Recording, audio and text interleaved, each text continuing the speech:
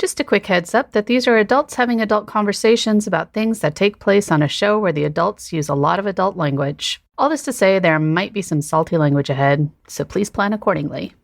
Yeah, Shelley is brilliant, there's no doubt about that, but Zava, he is a genius. I like the Greyhounds for this one. That's my guy. No, you can't have him. He's mine. Hey, but guys, who cares, right? Now, come on, we got work to do. Let's go. He's correct. We must ignore these talking faces, even when they are in our favor. Thank you, Zorro. Oh, exactly, but it's actually pronounced Zorro. Why? I don't know, because that's how my parents say it, I guess. My friend, you can be whoever you want to be. I let all of my children name themselves once they reach the age of 7. That is why my eldest is called Smingus Dingus. Dream big, and you may never wake up. Thank you.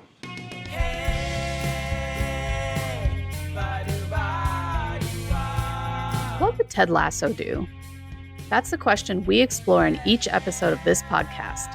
We take the lessons we learned from Ted Lasso and apply them to the real world through the lens of leadership and positive psychology. My name is Dimple Dabalia. And I'm Jeff Harry. We hope you enjoy this episode as much as we enjoyed making it, and that it helps you discover your own Lasso way and embrace what it means to believe.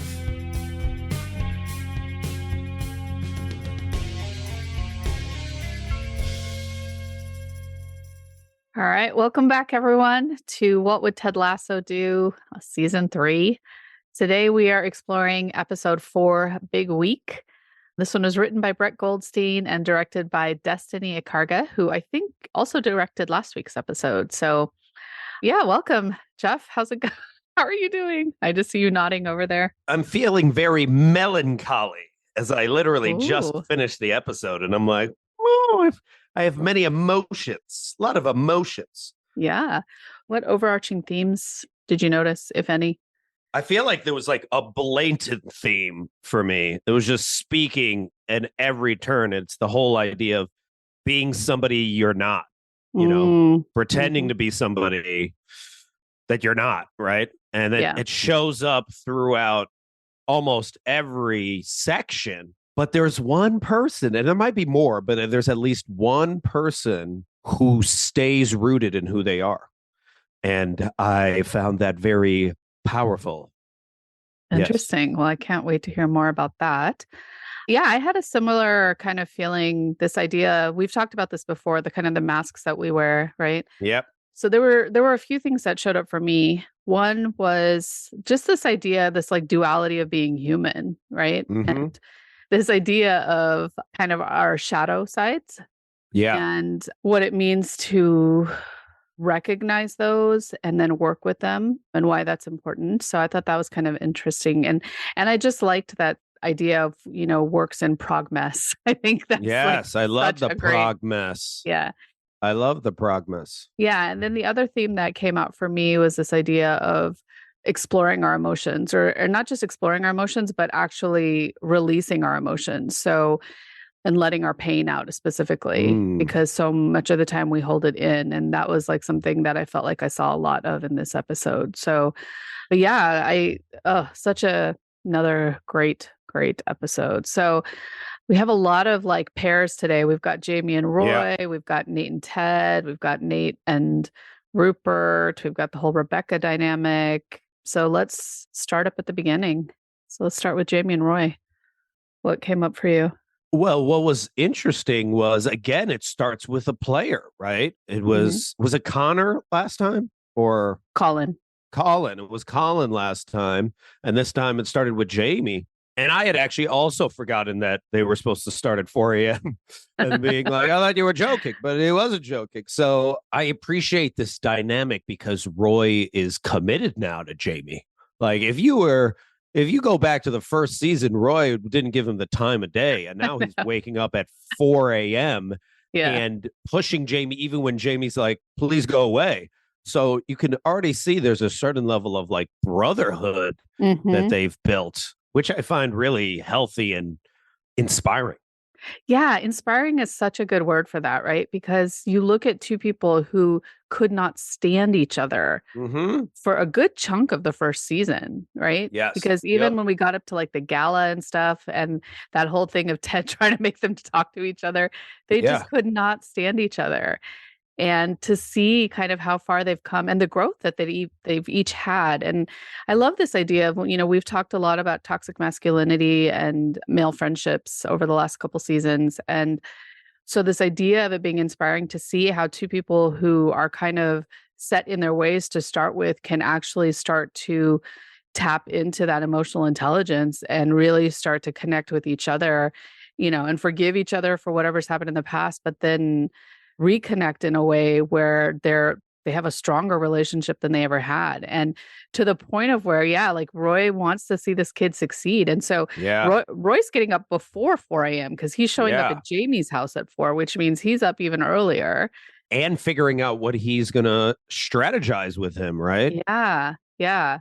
And then you just see Jamie's growth because you think about it. Jamie was Zava in season 1, right? In many ways, but like probably even worse version in the sense of like also just, destroying the team and insulting the team. And then at the end, when he like makes the pass to beat Richmond to send them into relegation, Ted still is like nice to Jamie, right? Still gives a little figurine on the bus. And Jamie's like, I don't understand this guy. And then in season 2, he is now like this prima donna at this really amazing team. And then he squanders that. And then, he goes through like this humbling path back to Richmond. So it's just amazing to see the roller coaster of emotions with this dude until now, where he's just focused on the team.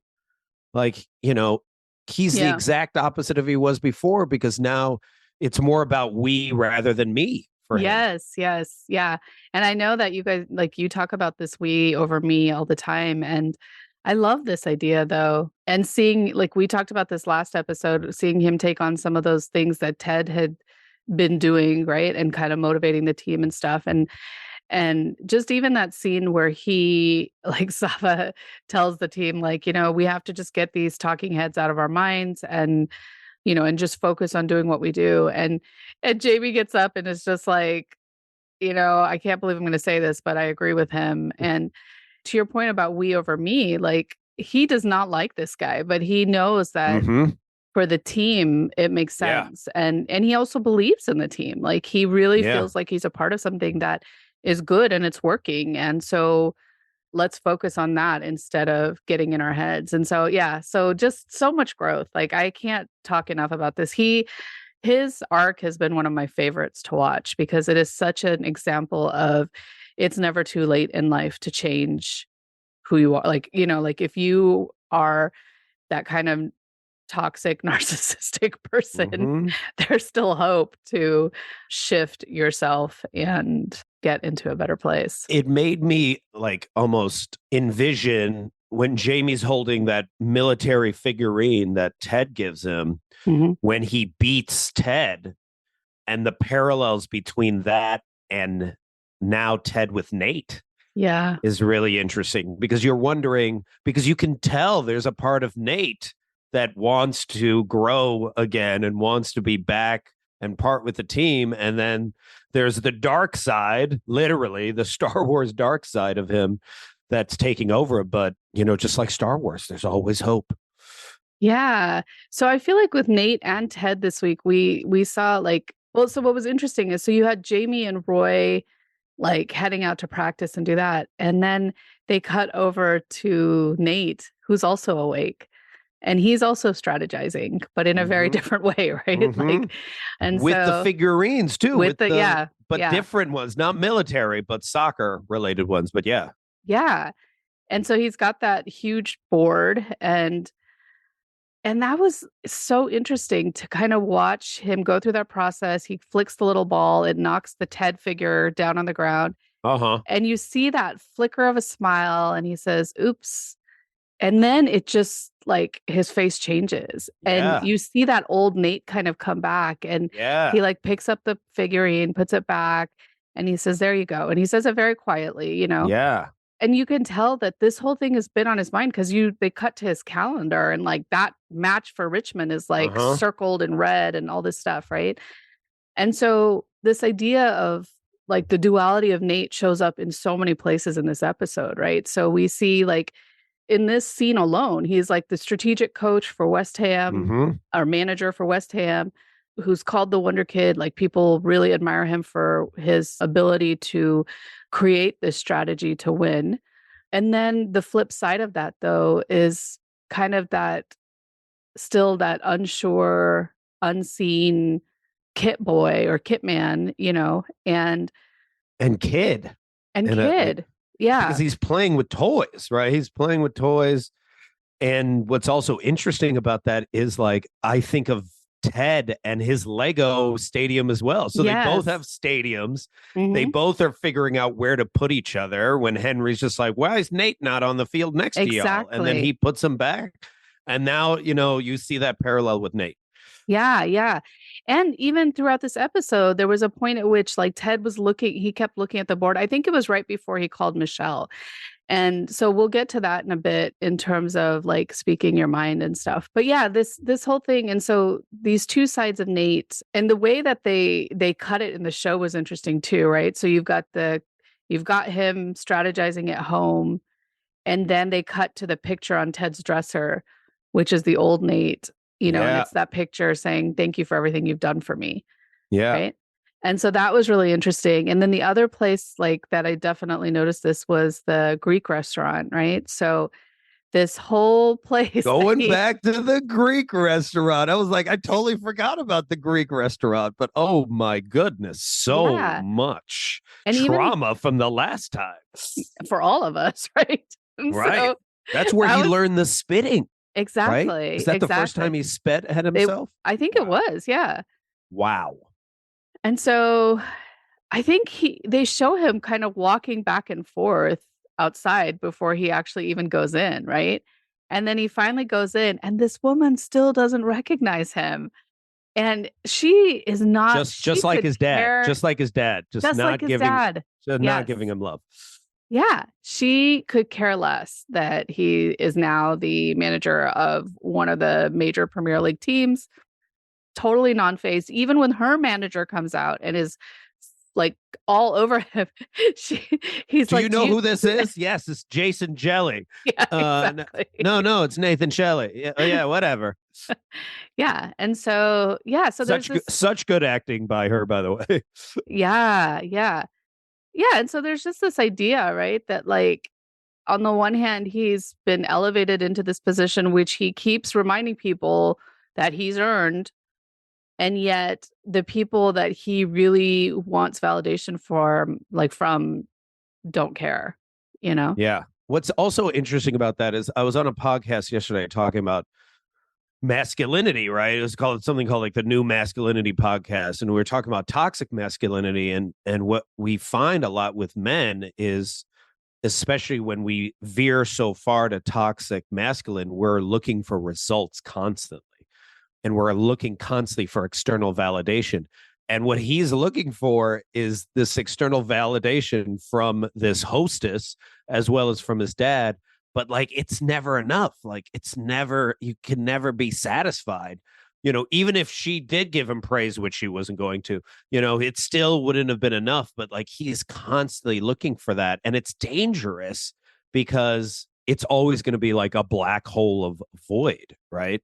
And he could have even seen it as like, well, she doesn't care about me, but at least this guy's giving me love. Yeah. But it wasn't enough. It just wasn't enough. And even when he got the free meal, it still wasn't enough. Yeah.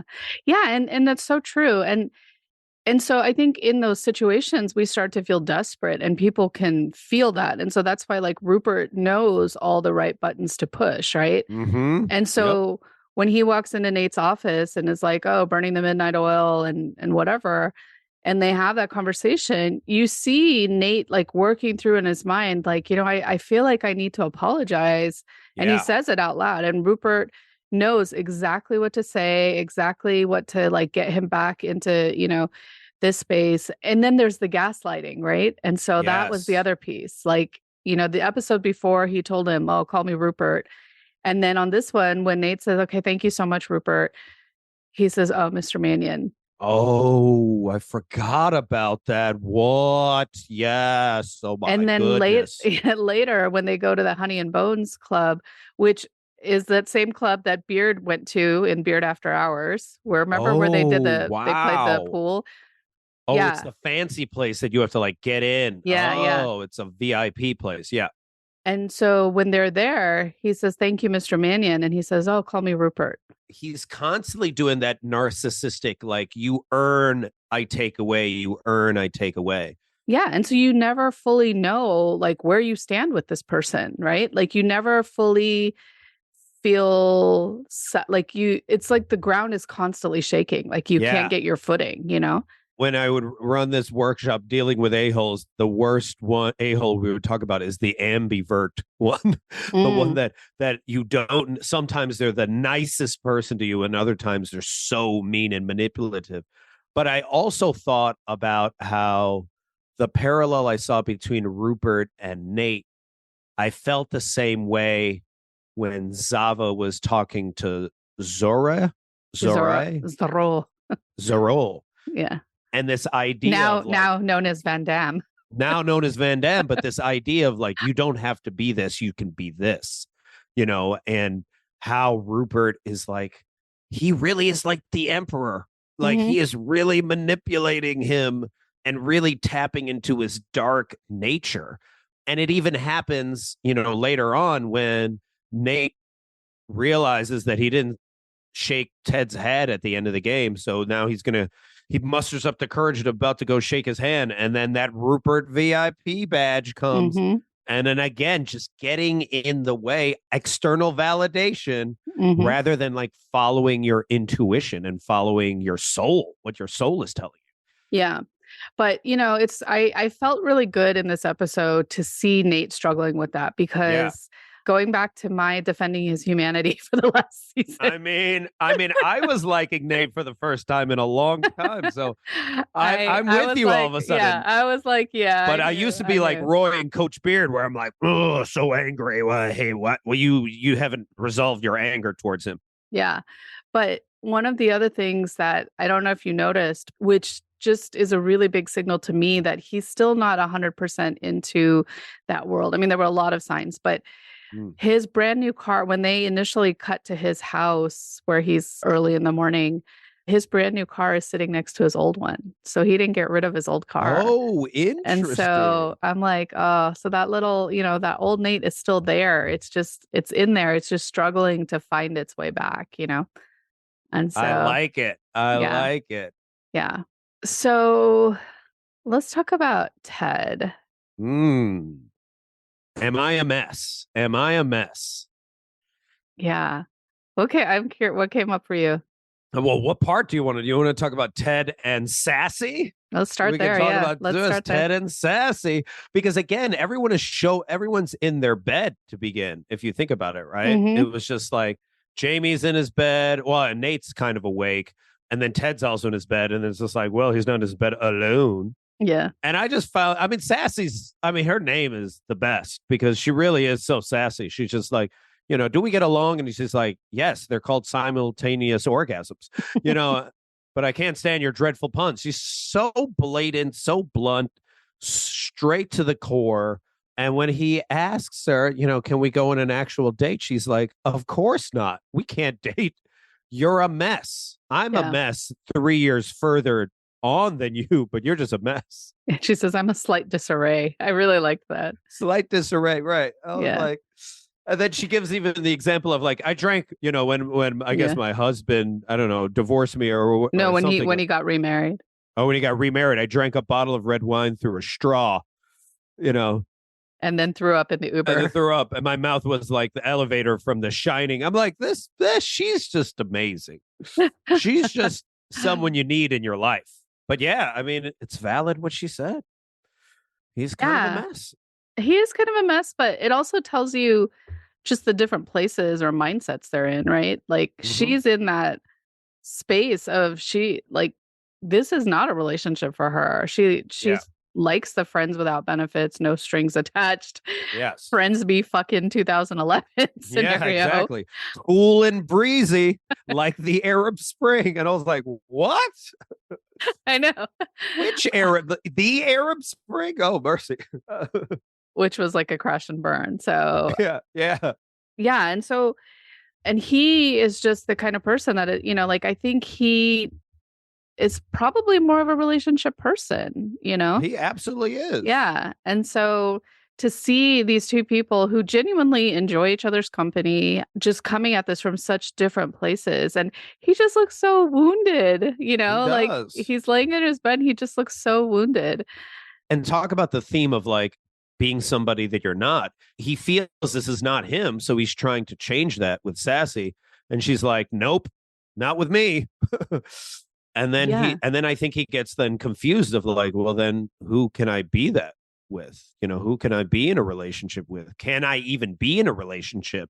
What did you think when he started looking at his phone and seeing all of the same messages from Dr. Sharon? I didn't know what to take from that. They weren't from Dr. Sharon. They were from Dr. Jacob, his former, Oh, that's what makes more sense. Oh, that's messed up. Yeah. Because it was the exact same message each time. Yeah. I mean, it was like the appointment notification. What I kind of felt was, it was almost like, I can't believe we spent all this time coming to see you. Oh, because there's so many sessions. There's so many sessions, because I looked at it. Gosh. It starts in like September. The one we see is September 2019, and that's only half the scroll up. Yeah. And the last time he has gotten something was January 2nd, 2020, right before he came to London. So somebody counted those. I know. Well, yeah. And so that's not even all of them, because there's clearly a bunch above that didn't even make it on there. But it was interesting. Somebody in one of the Facebook groups made screenshots of each time he scrolled up. Because he was also scrolling through other messages and you were like, oh, what are all those other messages? Yeah. And so yesterday I did actually stop and look, like freeze framed and like watched looked at each. This is why you're the best. I love it. But the screenshots the messages were really interesting. And so what I love is there's such a good combination of like members of the team writing him. So like Danny invites him to go somewhere and he writes back that he can't, but thanks. And Zorro/Van Damme invites him to play Fortnite and he had like put a heart around that. And then he had loved Roy. Roy had responded no to something and he had like put a heart around that. And so I love this. Yeah, he's got a whole text chain with the Diamond Dog. So he had written mount up to the Diamond Dogs. Dr. Sharon, he's got something that says, remind me to remind you about the sheep. I have no idea what that's about. He clearly has something with Higgins. He says, go for it. Thanks for checking in. Will, he says, thank you so much, bud. You're the best. Oh, Will, the kit man. Yeah, he's got one to Trent Krim. Did I really say that?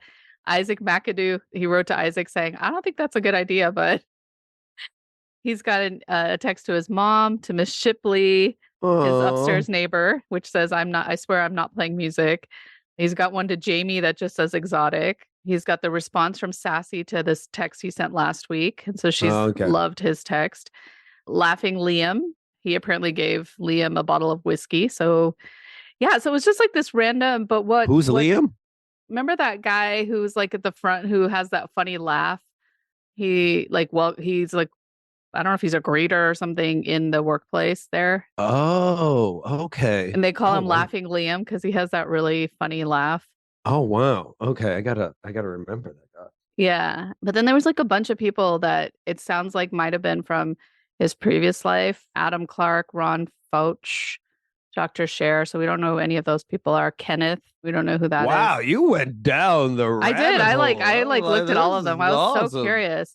So somebody pointed out though, which I thought was kind of interesting, is that you see that it seems like there's more and more days going by between text messages to people. And so he's got like one set of messages that like October 2nd, and then the next text message wasn't until October 15th, meaning like not necessarily to the same person, but like it's very rare these days that you wouldn't get at least one text in a day. Yeah. You know what I mean? Yeah. Yeah. And so somebody had mentioned in one of the groups that like maybe there's a little bit more of him isolating himself, like he's not, reaching out to people as much and stuff. And I don't know if that's true. I mean, we only see the parts that we saw, and the ones that are above, like maybe those are ongoing. So who knows? But I just thought that was an interesting observation. That's some Easter egg type stuff right there. Yeah. I love it. Yeah. But yeah, so clearly that's bothering him. And I love that he then turns to the Diamond Dogs. And this is the first time you see the Diamond Dogs without Nate. Yes. So there's only two because Roy leaves, but he doesn't really leave, but he like kind of leaves. And Trent Krim isn't officially a Diamond Dog, but he's like there, right? No, he left. Oh, he wasn't there. He wasn't there. Yeah. Because I was like, that would be great if Trent Krim became one of them. That would be amazing.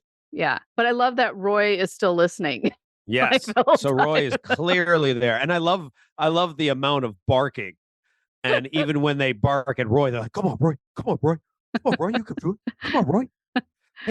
Hey, Roy. Come here, Roy. But this was definitely one of the first time. Well, no, I guess not the first times, but one of the times that I saw in a while where people were really honest. Like there was that time with Beard that nobody was saying anything, and Higgins called everyone out after the fact. Like, why don't you, say anything? But I really liked that this time they were all like, yeah, like you're a mess and you're not acknowledging that you're hurt. That what Nate did hurt you. Yeah. And so Beard and Higgins both say that. And then Ted is in such denial and he says, no, he didn't hurt me. And Roy calls that bullshit, right? Yeah. But I loved Beard's analogy. Oh, the carbon monoxide one. Can you say that one? Because I couldn't write the whole thing down. What it is? Yeah, he said, pain is like carbon monoxide. Expressing it to the person who hurt you is like opening a vent.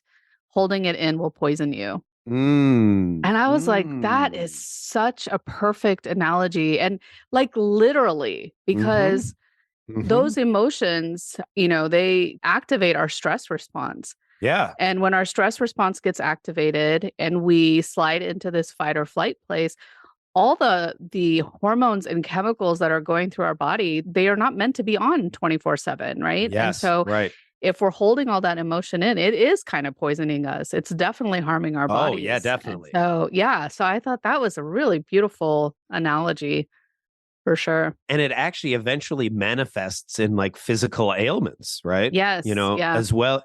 And just think about that. Like after a while, the amount of when you hold that in with somebody, after a while, you aren't yourself. And if you're internalizing many different people's, like, and how they offended you or whatnot, or how they've hurt you in the past, like you begin to like almost lose who you are. You begin to just become the anger, right? I feel like that was Nate last year, that it just like he became more and more angry and kept telling more and more stories about how Ted had hurt him to the point that he could not even connect with other people anymore.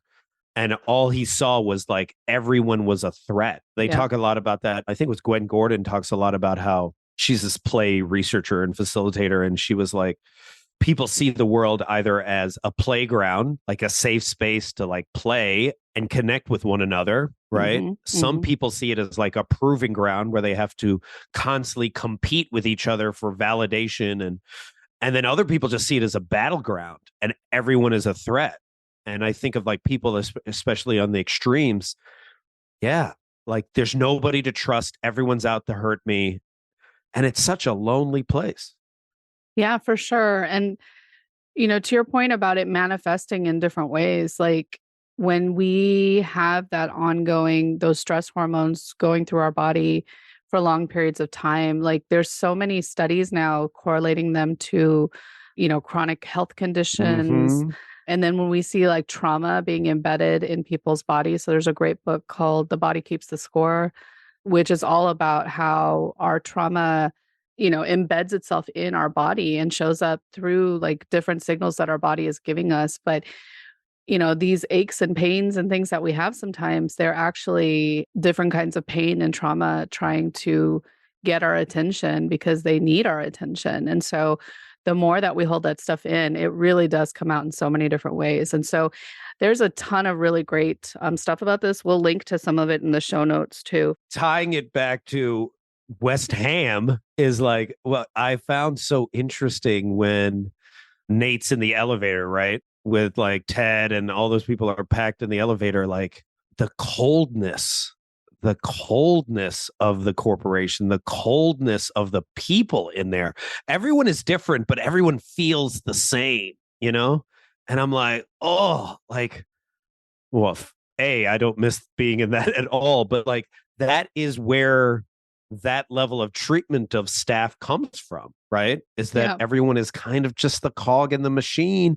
And, as I've traveled around the country talking about this, like companies don't even know how to make their staff feel seen, heard, and appreciated. Even when they're told what they're supposed to do, they're like, it's so foreign to so many places because they're so disconnected from their humanity. Mm-hmm. And that's why you're just like, I can't believe a company would do that. I can't believe Google would fire somebody. There was a story of this guy that got fired after being there for 17 years. The way he found out was his fob didn't work. His key scanner didn't work. No one told him. How could a place like Google, who used to have the motto, don't be evil, do that to this guy? Yeah. Because it's changed as it's gotten larger, and followed the patriarchy. Like it's gotten disconnected from humanity and human beings in general. They actually had this whole thing called Project Aristotle, which was all about creating psychological safety. And it became most of my psychological safety studies came from exactly. Google. And it became a model that we all use, So yeah, it's really fascinating to see. It's almost like, last week you mentioned like the West Ham training ground is so different than Richmond, right? Yeah. Just even the parking lot and so when you walk in the corporate space when you walk in and the what's it called, escalator and stuff like, I mean, it's massive, right? And one of the articles I was reading last week was talking about how like Ted's office is right off the locker room, like the coach's office is right off the locker room. There's constant back and forth. And Nate, the way they set up Nate in his new space, he's the only one there. Like he's so cut off from everybody else. And there's no movement around him, right? It's just him.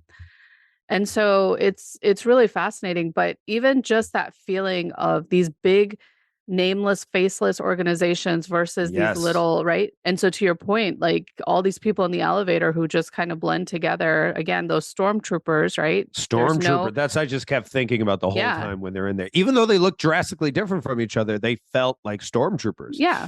There's no individual personality. They're all part of, they're part of this big machine and they do what they're told and that's it, right? So, yeah. All right, so let's move over to kind of game strategy, which I thought was really interesting.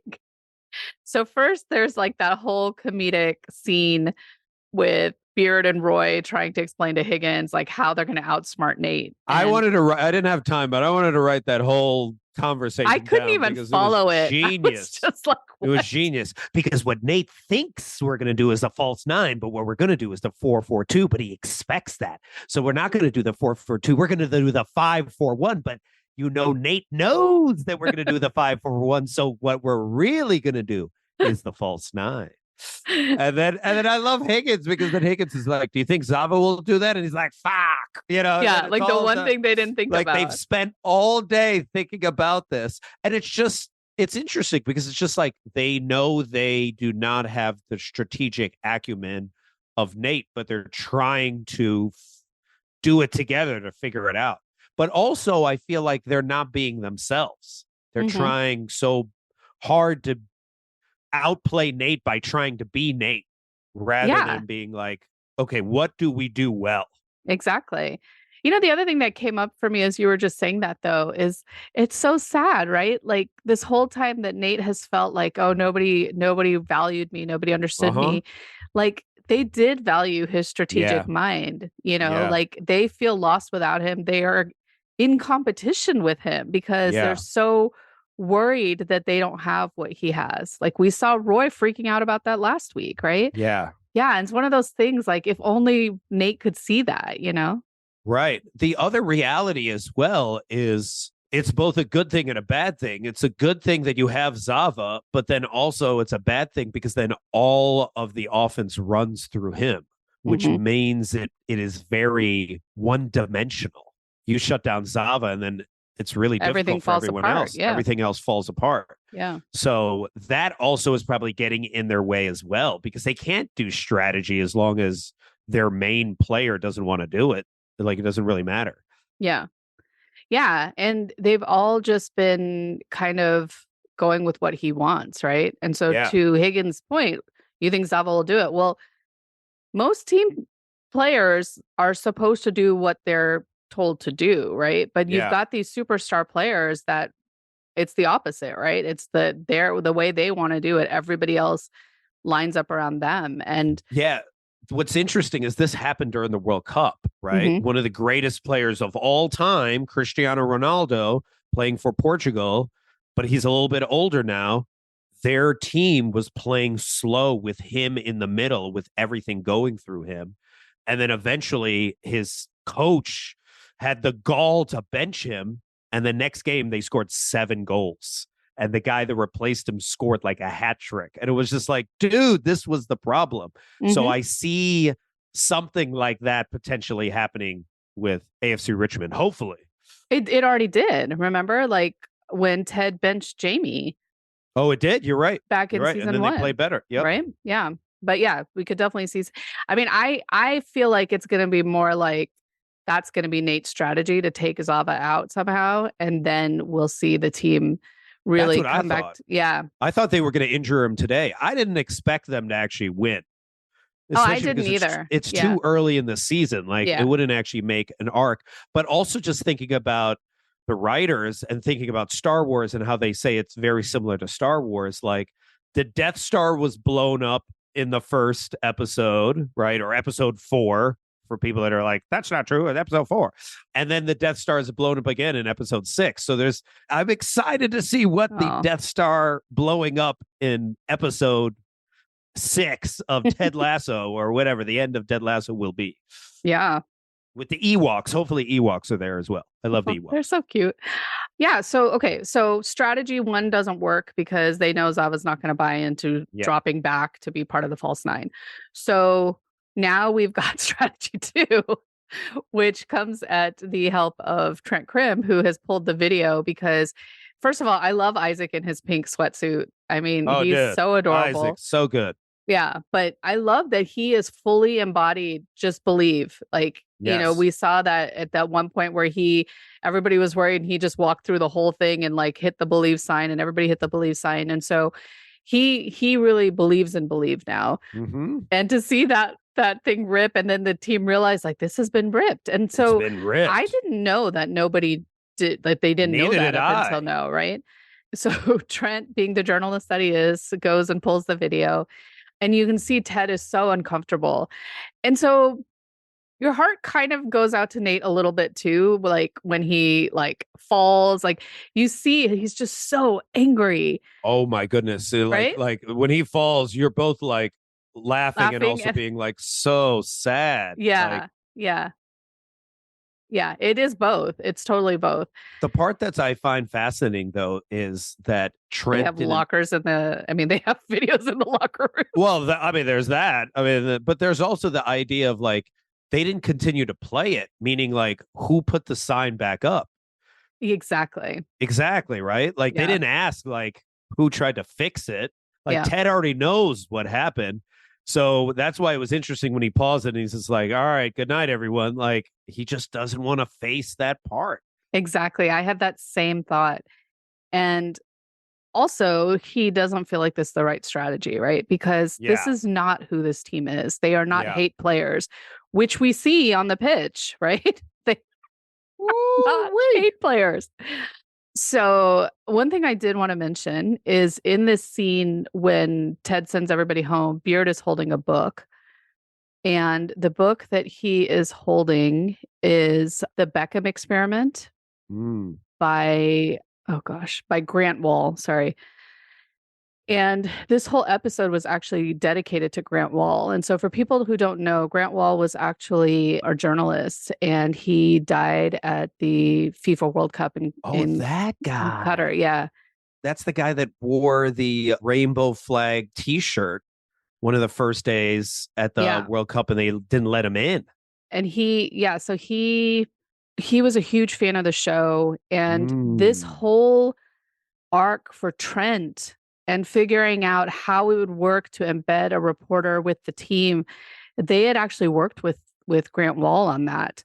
Wow. Because he had been embedded with, I think, the LA Galaxy when Beckham joined. When Beckham was there. Yep. To probably follow the story as he was one of the first big players to come to MLS. Yeah. So it was a good story to follow. So they talk about, we'll link to a couple of articles that talk about this, but he spent so much time answering all their questions and helping them figure out like what the storyline would look like and all this stuff. And so I love that they had that tribute. So they've got the book in Beard's hand. And then at the end, they actually dedicated the episode to him as well. And so, so I thought that was really beautiful. Yeah. Yeah. So let's just jump, since we're already here, to the game itself. Yeah, right? the game. So the team arrives at West Ham. I love the song that's playing Cool Like That. I know. Right? That's such a great song. That's one of my favorites. Yeah. And then I don't know if you noticed, but when Will fell out of the bus, like all the reporters were like, "Oh!" And then when he got up, they all started cheering. They were like, "Yeah!" That was so sweet. And I was like, Will Truly, Isava's right. Will Truly is the glue. He keeps one of the guys that keeps it together. Yeah. And then we actually hear the Bubbles song. Yep. Right. And you see the bubbles. The people are blowing the bubbles. Yeah. And it's intimidating as they're walking out there. Like, it's huge. That stadium is massive. Yeah.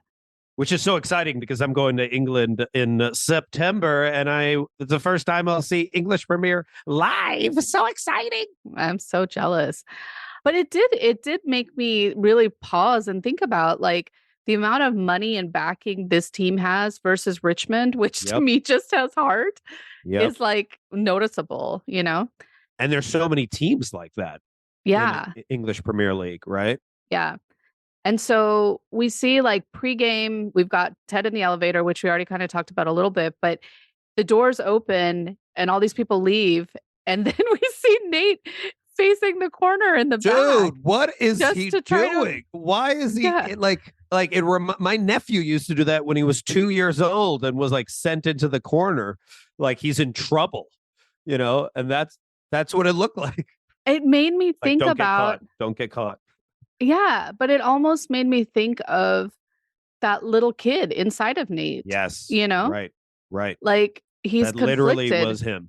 Yeah, he's conflicted, right? Like on the one hand, he wants to apologize. He wants to try to make things right. He knows he did not leave on good terms. He has said that. And then he's got this other side of Rupert saying, do not talk to him. Just shake his hand and walk away. And then you see Ted like so like warmly greeting him and all this stuff. And so when that happens, like you can see those wheels turning in his head again. You see that look on his face and he's just about like he turns to Ted and that's where we get that iconic shot that's been everywhere, like leading up to season 3 coming out, right? With the two of them looking at each other and Rupert kind of staring at them when the doors open. And it's just like there's so many missed moments like that where like so many. And you can feel he so badly wants connection. Yeah. That's ultimately what he wants. He wants connection and love. And he's about to potentially get it. And when the doors open and the emperor, it like literally has his emperor coat on. Yeah. And he's just like, Nate. And then it's like, whoo. Yeah. The puppet master, man, is so strong. Like you can feel it's palpable. Yeah. You know, whenever he's in the room. For sure. And then like pregame, you've got Nate who's like running through strategies with his team, right? Yeah. But then you've got Ted doing his regular pep talk, like his pregame pep talk. And so two very different approaches to like the team. And then we get to the game and Ted shakes Nate's hand and says, let's have fun. And you see like him go like this look come over Nate's face. Like, what do you mean have fun? You know, like I'm going to destroy you. I'm going to crush you. I'm going to kill you. Right. Yeah. And it's just a mess. It's just a mess. And like when Jamie takes at first they're playing not that bad. They're playing pretty well. Like for the first 30, 40 minutes, you know, and they're just barely missing shots. Right.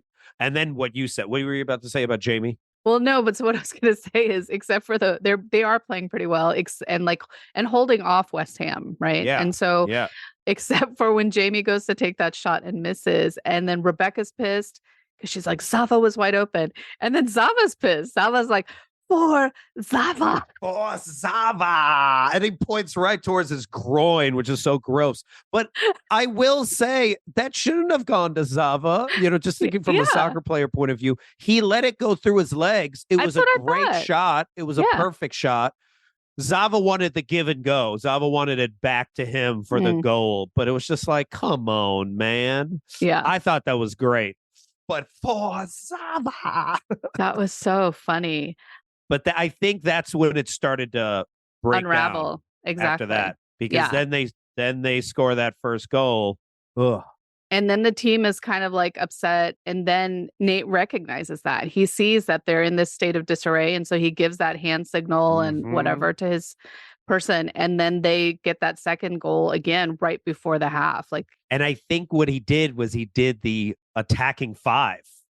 One of the strategies that they talked about, he had them just go straight at it and they weren't ready for it. And and then they look bad because you don't want to be down 2 going into halftime. Yeah. 1 isn't that bad, but 2 is rough. And those were scored so close together, right? Yeah. So they're demoralized. Yeah. But it just really goes to show again that Nate, as much of a ding dong as he can be sometimes, like he can read the situation, right? And and he saw like this is the perfect time to run this. Let's do it. And so and at that point it was interesting because you see like Beard and Roy are just pissed anyway, but then it's the first time they also don't know what to do. They don't know what to do. Right. They don't know what to do. And then it's the first time you see Ted looking a little bit annoyed too. Or at least his facial expression has changed and he's not looking at Nate anymore. He's just like kind of looking, you know. And I'm sure there's like the pressure from Rebecca, which, you know, she then goes down to try to take the pressure off, except it's like even worse, you know. So what I love about this is, as a play person, the worst thing you can say to a kid, especially when they're on the playground, is like, are y'all having fun? Is everyone having fun? Are we having a fun time? It destroys the fun when you talk so much about fun. So the fact that you can tell she is not saying what she wants to say, talk about like not being who you are, but she's using all these words of like fun. It's have so much fun out there. Have the most fun. It's I don't care about the winning. Just have fun out there. And you're like, oh my gosh. Like, you're like 2 weeks too late, lady. Like, I mean, because I mean, she had just come to him the night before to say, I really want to win this. I really want to win. And you can still feel that she really wants to win, but she's like, what magical words? Because I think some people do this, especially when they're having a difficult conversation. What magical words can I say? And it's just like, it's the tone, man. 40% is tone, and you can feel it in there where she's just like, you better win. But instead she says, I don't care about winning. You should have as much fun as possible. But I'm angry at you. She says what Rupert says, right? She says to Ted, starts doing a she Rupert. Says, I believe in you, Ted. Which, you know, and it's like, well, do you really think that's going to help him right now? Like, it's not coming across really and also, sincerely. You don't need, that's the other thing is like with things like that, you don't need to say it sometimes. Right. A lot of times you don't need to say it. It's better to just show it, you know, and to show it would have been for her not to come down there. Right. Yeah. And just been like, they're good, but. Exactly. And like she never comes down there. And never for her comes down there. So, and what I found fascinating was it wasn't a long period of time he was talking to her. Mm-mm. So I didn't think it would have been that big of a deal. I didn't know what they were going to do. So when I saw how I was like, oh no. A part of me was like, oh no, don't show the video. But then a part of me was just like, yeah, show the video. What else could go wrong? Can't be any worse. Can't be any worse. Oh, but it could. That's what I was thinking. I was but like, it can't be any could. worse. Like, what's wrong? What's the big deal? Like we've never used this strategy before. Maybe we should. You know? Revenge is a strategy. Yeah. Ooh. But again, going back to being who you are, that Being who revenge you as are. a strategy is not what this team does. They are not angry players. They are not. And to see like Danny and Sam getting in on the fighting, like I'm like, that is not who they are. You know, Danny. Well, think about the way they treated Trent Grimm. They didn't like having to treat him that way. And now this is like at an 100 level of, you know, how do you channel anger when you've never used anger before? Like Roy has used anger effectively, right? But that team has never done that. So. Yeah. And so they're a mess, right? They're a mess. They're playing with so much anger. And you can see that Beard and Roy are like, oh shit, like we let the genie out of the bottle. We can't get it back in now. And you see Beard at one point like chanting Om on the sidelines. He's like Om, and he's like trying to like, you know, and he's got these hand gestures trying to like bring the team back in. And you know, they're losing players left and right. And it's just the whole thing is so embarrassing. Like, you as the viewer start to feel embarrassed for them. I know. Because it's like, oh, cringy. And just playing when someone gets a red card, right? For people that don't watch as much, you lose one player. Usually, if you get one red card, it's really bad because 10 against 11 is difficult. Mm-hmm. I don't think I've ever heard of a time when 3 red cards were given and one given to the goalie, which means they got to find a new goalie. Oh, my gosh. Yeah. So, it was a mess. And it was interesting, the score at the end, because you would think the blowout would even be worse. But it wasn't like they were getting their butt kicked, right? It wasn't like they scored so many goals afterwards. Yeah. It's just that, and Zava still scored his goal. This is how Ronaldo was too. When his team would play bad, he would still get his goal, right? But it was just the fact that they just wanted to like hurt people. Yeah. They wanted to kill and crush and all those toxic masculine terms. Yeah. And they just, you know, I think there was also a lot of hurt for the team. Like this was someone who was one of them. Yeah. You know, and to see that he was the one who destroyed that thing that they've all come to believe in. Like, I think under that anger was actually just that pain again, right? Yeah. So they were releasing their pain. So that's the good thing. But it just, they didn't know how to. This actually reminds me, because remember last season when Roy left the press, when he left the television station? Because he's like, I have to go, right? Yeah. So I was rewatching just a clip from that. And what he was watching Isaac go around with the team and do all those fun handshakes. Yeah. And they played such a good game that day because they were all playing, right? They were all actually having fun, right? Actually letting go of the results and actually being fully present and joyfully themselves. And this was not them. Not it. This was not it. Yeah. I thought it was funny that the announcers say, you know, they played angry, dirty, and ugly, which by the way are the names of Zava's 3 youngest kids, who he lets them name themselves at the age of 7. I don't know how many kids this dude has, because he also has Smudgeons Pigeons or something. No, Schmingus Dingus or something. Smingus Dingus. Yeah, I thought that was really funny. Yeah, so then post-game, you know, once again, Zava with his nonsense, right? Like he says sending off Van Damme was a mistake. He played with passion. Passion is a word we use when we talk about love. It's sometimes a crime, and sometimes it's a fruit. Like, and you know, people are like, oh, I love Zava. Oh, he's so eloquent. Yeah. Yeah. But it also made me think, like, what does Zava think of the team, too? There was a part of me that was just like, is this dude going to leave the team? Like, is this it? Like, is this the turning point that we've been talking about with this guy? Like, yeah. So maybe it's not even that he gets injured. Maybe he's just like, no, this is not the right place for me. Yeah, this is not the right energy. But what was interesting is Ted reaches over to shake Nate's hand. He just runs onto the pitch. But what was interesting when he ran onto the pitch to celebrate Not a single player came to him. Not a single player came to him. He didn't even know who to look at. Yeah.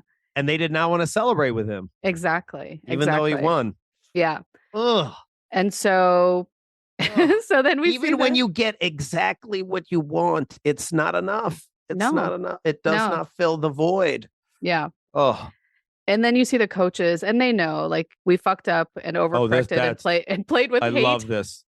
I love this scene. You keep going. I love it. Oh. Yeah, but it's just and they want Ted to yell at them. They're like, please scream at us. Please be mean to us. Yeah, like please hit us. I think he even says that. Yeah, you can hit us.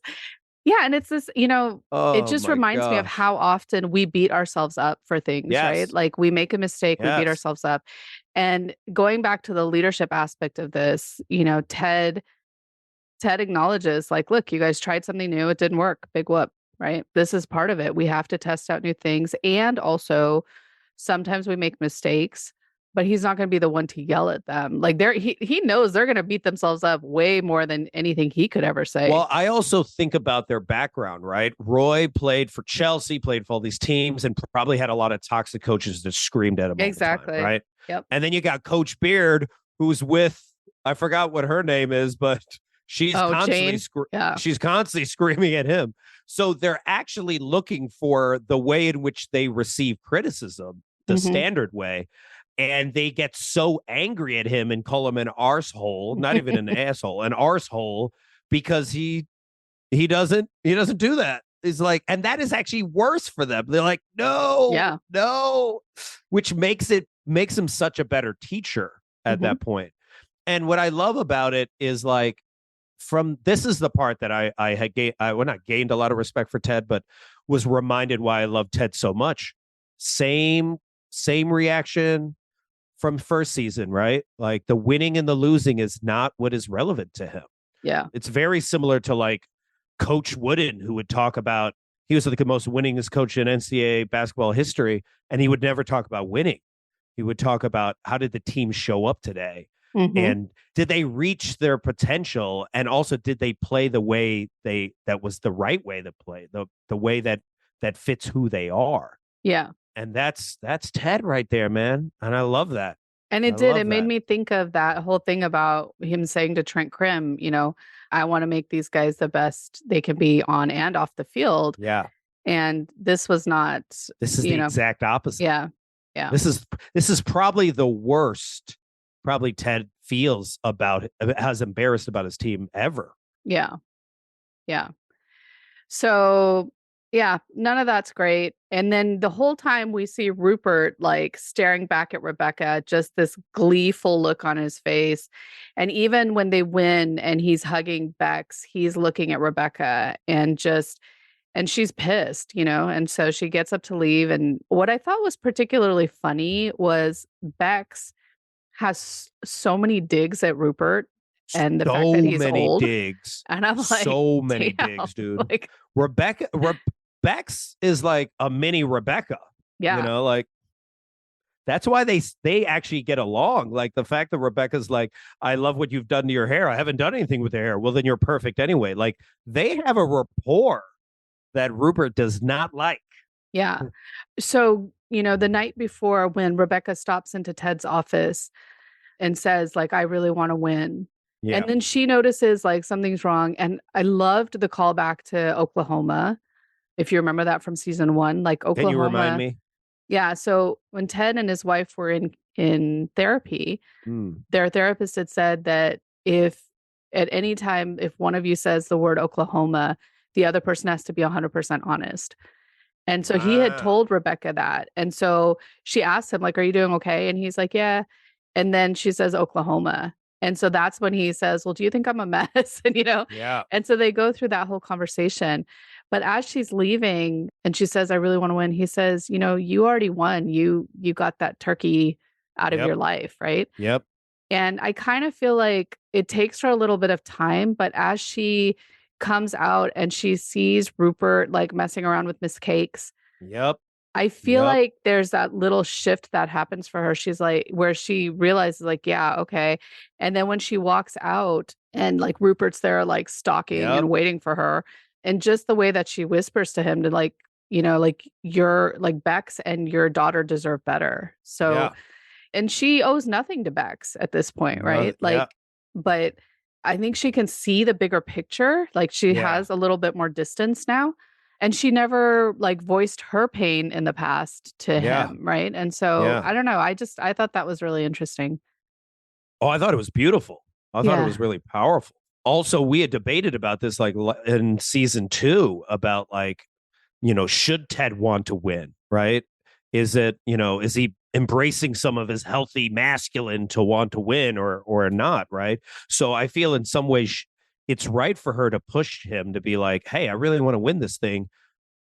Especially said the same thing about the season. I want you to do well this season. Like I want that type of Ted. So I feel like she's exhibiting her own healthy masculine to him. But then also she's also exhibiting that other aspect where she's like looking out for Bex, which is really amazing that she is. She doesn't have to. She didn't have to say anything. She has to be like, she could just be like, good. That's what you get, Bex, for making my life miserable. But she is in solidarity with other women, not just for Rupert, for anyone. Like don't disrespect her or anyone that way, because you're probably going to do the same thing to your next assistant and then continue this forever. Exactly. And you're doing that same manipulative thing with Nate and all these other people. And I know your game. Yeah, exactly. And it's interesting because she's the only one, and maybe Beck's a little bit more now, but she's the only one that can get right at him. That like, I feel as if he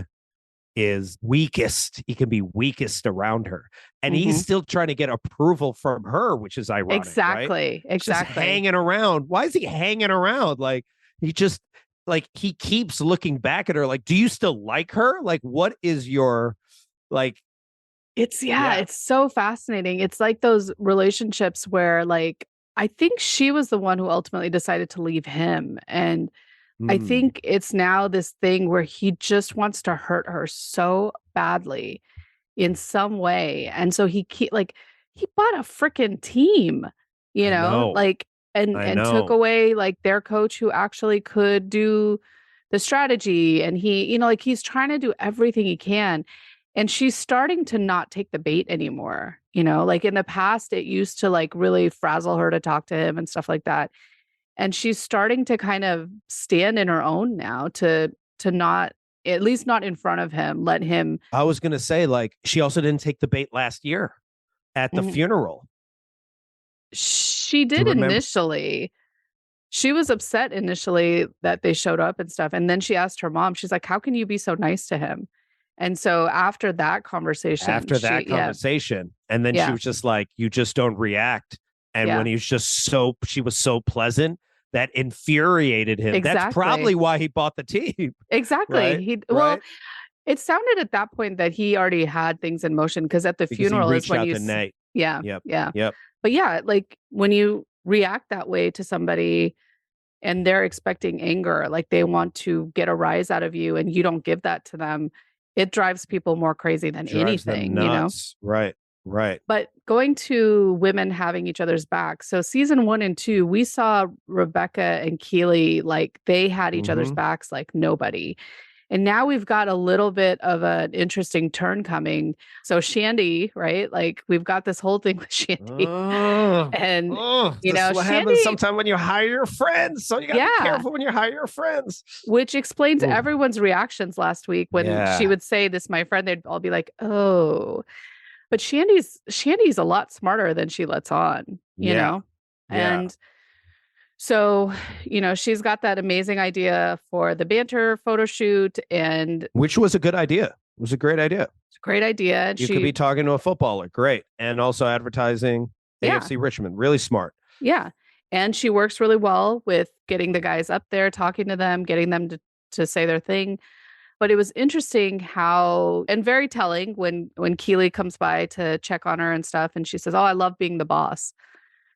And Keely doesn't blink an eye, because, and in my mind, I'm thinking it's because she may be thinking like, oh, I'm empowering her. This is great. Just like Rebecca did for me. But it's not until the end where we see that empowering her has led her to like change a major aspect of who Banter is as a company. The whole point Yeah. of it ruins the app, actually. Yeah. And so that's when I think we start to see her realize, like, oh, this is not the same thing. Cause like, Yeah. that was not okay. And now we've got this Jack in the mix, the venture capitalist. Mm-hmm. And so I thought that Keely and Barbara were kind of on better terms, but you can see that Keely is still so nervous around her. And Barbara could have mentioned that Jack is a woman, like, Right. and that felt like such a deliberate setup, Yep. to make Keely just look bad. And I think the not way getting that each other back. No, not looking having out each for other's backs, not having each exactly. other's back. If And then- anything, setting her up. Exactly. Like that's the typical trope that we've seen in most shows and like as women taking each other down, and that's what that felt like.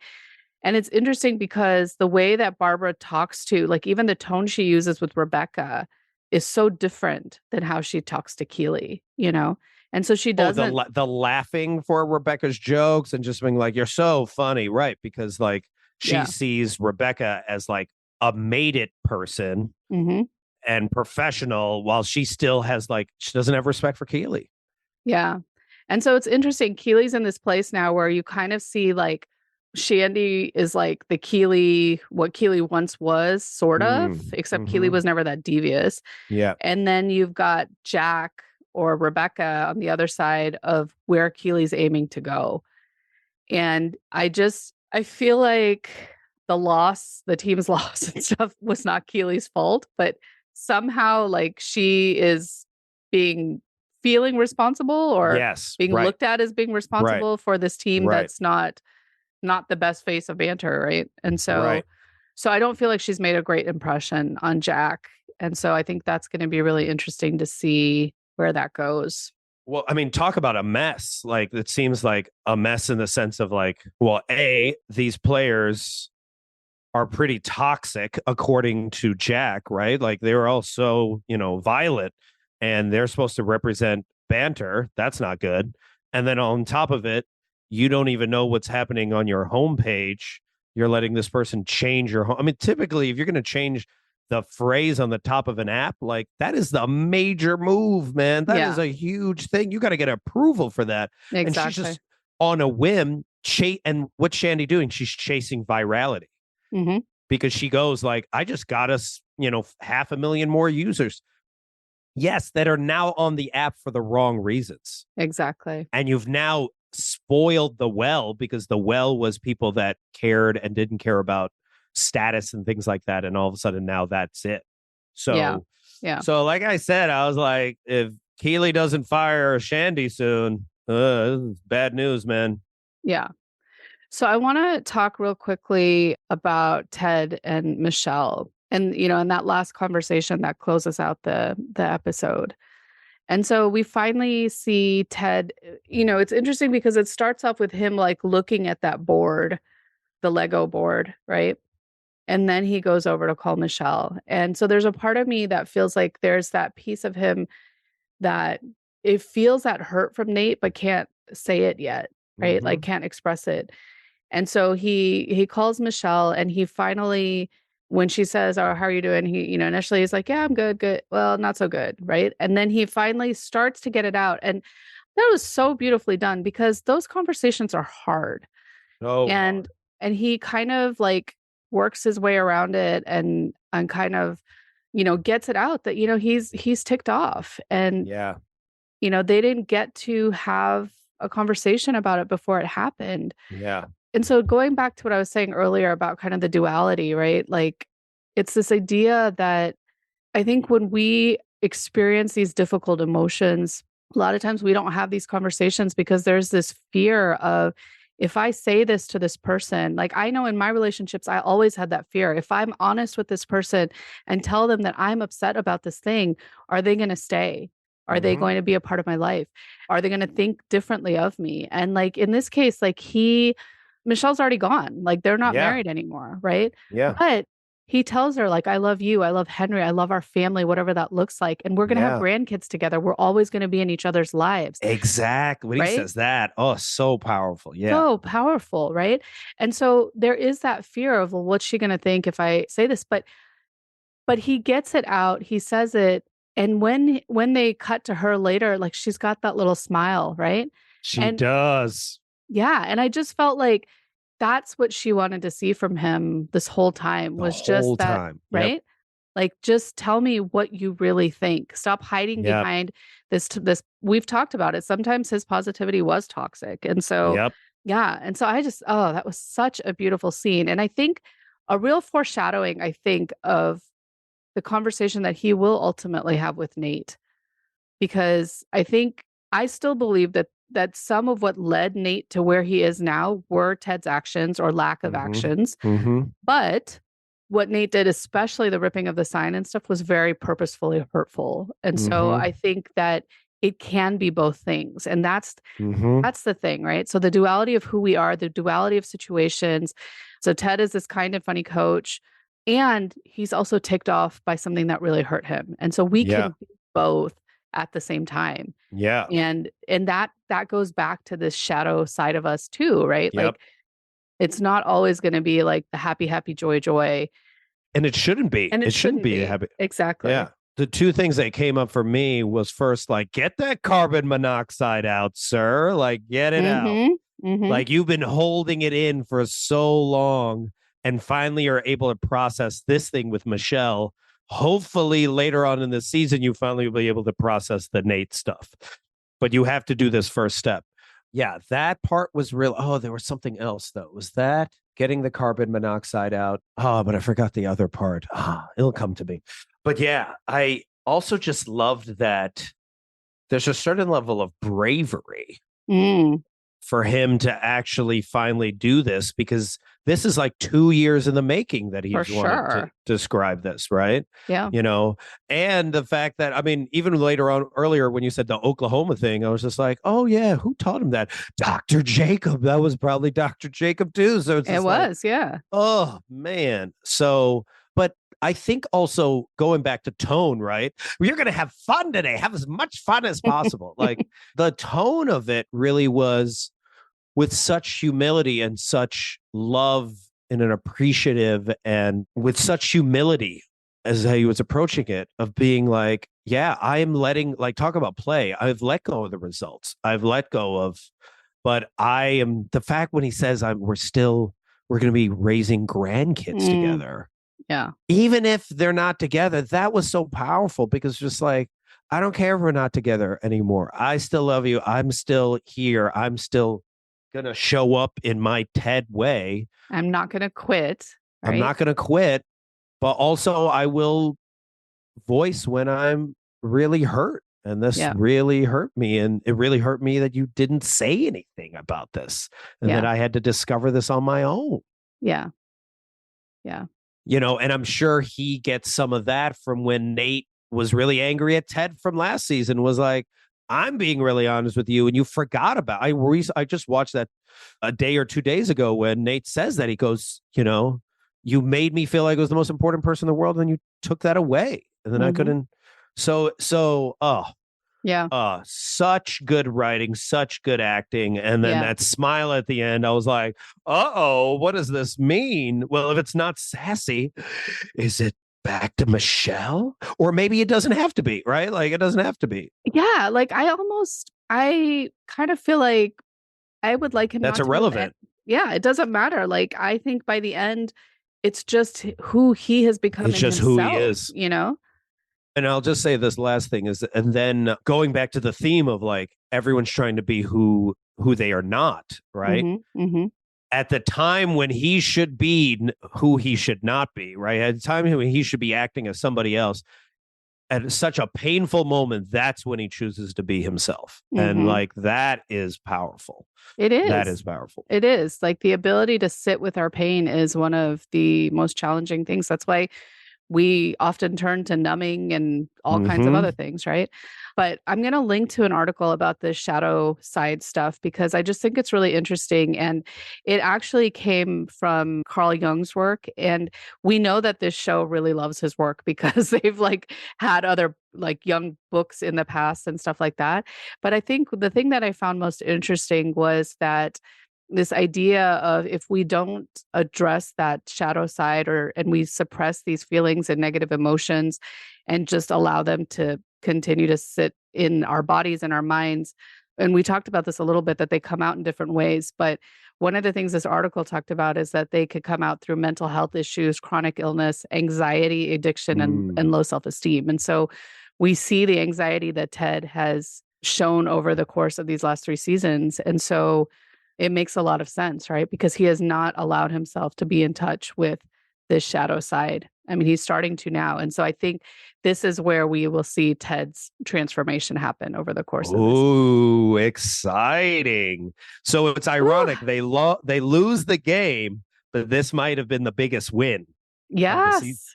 Yeah. Yeah. Good call. Oh, so good. Big week.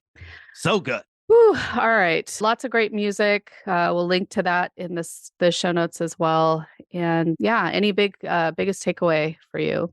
It's probably the carbon monoxide quote, right? Yeah. Yeah. It's just like, I have to ask myself, what is my carbon monoxide? What is it that I'm not letting out? And not even just towards someone else, but even towards myself. What conversation am I not having with myself? Yeah. That is my biggest takeaway that I have to think about. My biggest is this reminder that we're all works in prog-mess. I really love that. I've already put it on a sticky note on my computer as a reminder. So yeah, but yeah. Thank you so much. This is so much fun today. I know. We've talked a really long time. Thanks everyone for listening. We will see you next week. Take care.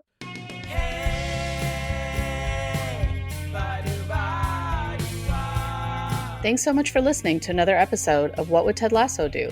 If you got any nuggets of Ted Lasso wisdom from this episode, try them out in your life and let us know what happens at WWTLD Podcast on Instagram or on our website, wwtldpodcast.com, where you'll also find a full transcript of the show.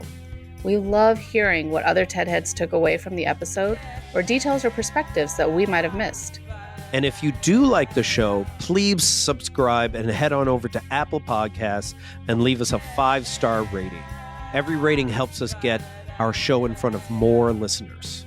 To that end, we'd also ask, if you enjoy the show, please share it with your friends, loved ones, randos on the street. You get it.